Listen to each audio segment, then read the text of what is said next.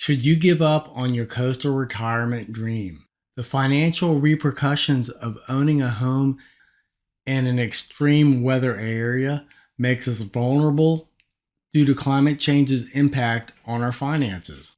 I'm Carl Kratz, and I've been helping people relocate down to the South Carolina Lowcountry since 2009, and I can help you too. If you'd like my ultimate relocation guide to the South Carolina Lowcountry, just ask for it. I pulled my facts primarily from the article by Nathan Bomey, and I've included a link to his article in my YouTube comments. You've worked for years putting up with the ice, the snow, overcrowding, expensive everything. Maybe you paid off your house, you funded your retirement, etc. Now it's time to retire down south and enjoy the good life. Is it that easy?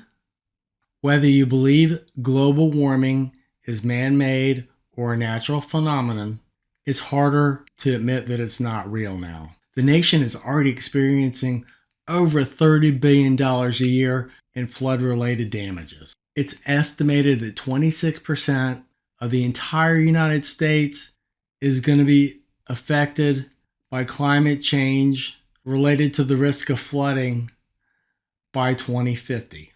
Traditional retirement states like Florida are becoming less of a choice because of the likelihood of hurricanes and flooding.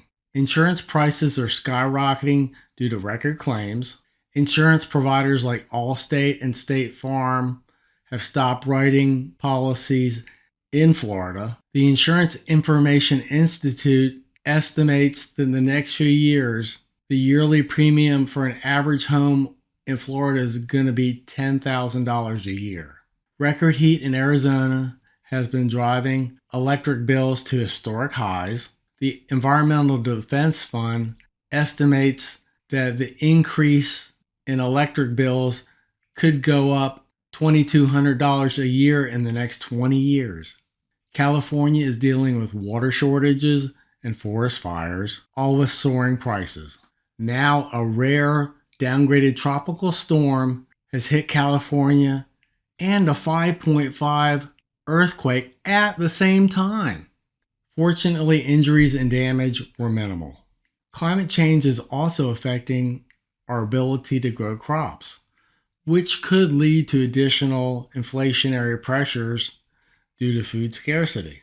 This article suggests that the west coast of Florida, Virginia, and the Carolinas will become much more likely to be a risk. I believe the location of Hilton Head Island and Beaufort County are situated so they're less likely to have a direct hit from a hurricane, and this is for two reasons.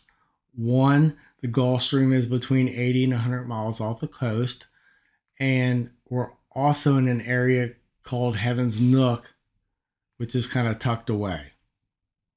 What we typically see are hurricanes that fly by. Just look at the FEMA historical model over the last 20 years. Now, I would like to preface it by saying there are no guarantees. I do have flood insurance on my house, even though I don't need to.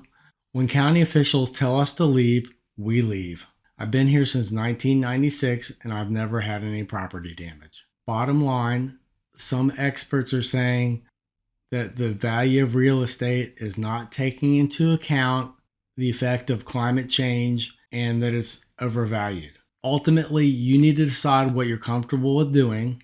I'm biased, I admit it. I wouldn't live here if I wasn't, especially in Bluffton. We're close enough. If we wanted to go to the beach, it's easy. If there is a hurricane coming, we have a little bit of a head start.